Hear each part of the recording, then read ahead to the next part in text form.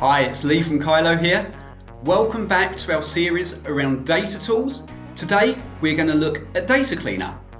We are working with many Bullhorn customers that are starting out on their journey towards automation or building out new automations using Herefish. A common challenge amongst our customers is the impact data quality and data completeness is having on the success of building out those automations. And that's where Data Cleaner comes in. Our Data Cleaner tool allows you to quickly identify and improve the quality of your data. In our example today, we want to really quickly identify candidates with no phone details, no CV, and no activity.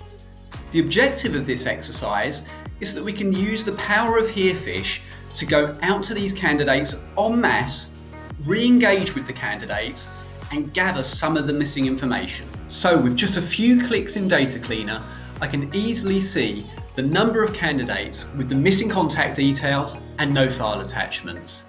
And then I put them straight into a tearsheet in Bullhorn.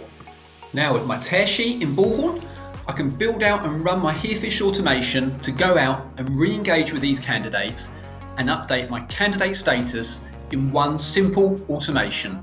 To find out more about Data Cleaner and how to power up your automations, contact Kyloe.